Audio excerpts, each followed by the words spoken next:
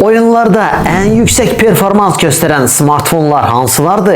2025'in top 5 smartfonu elə indi Bro'nun xəbərində. Çayınız yanınızdadırsa, onda mən də hazıram. Getdik. Antutu reytingində en yüksek yerlərində olan çox tanış adlar da var, gözləmədiyiniz adlar da var. Başlayaq Galaxy S25'dən. S seriyasında bu il kompakt model olan bu modelde 8. Snapdragon dayanır. Daha doğrusu, daha dəqiq desək, onun elit versiyası. Bu da onun oyunlarda yüksək nəticə göstərməsinə kömək edir. Lakin digərlərindən elə özünün böyük qardaşı olan Ultrasından daha kompakt olması oyunlarda onun en yaxşı kimi adlandırılmasına mane olur.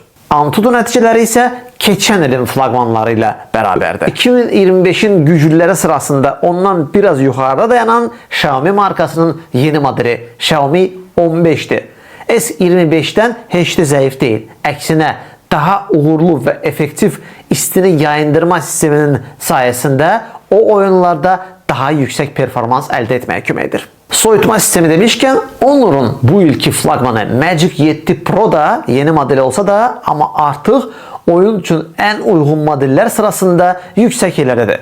Belə ki burada da pasif soyutma sistemi daha da təkmilləşdirilib.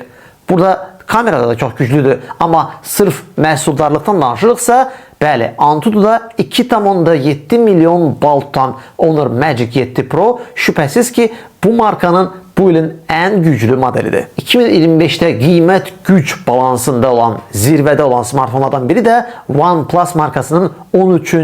modelidir. Bu modelde Snapdragon 8 Elite çipi ilə təchiz olunub və Antutu'da 3 milyon bala yaxın bir nəticəni göstərir. Bu arada kamerası Galaxy S25 Ultra ile beraber səviyyədə gedir. Qiyməti isə ondan bir qədər ucuzdur. Təəssüf ki, bundan əvvəl adı çəkilən modellərdən fərqli olaraq OnePlus markası Azərbaycanda rəsmi təmsil olunmayıb. Bu deməkdir ki, onun zəmanətli satışı da demək olar ki, mümkün deyil.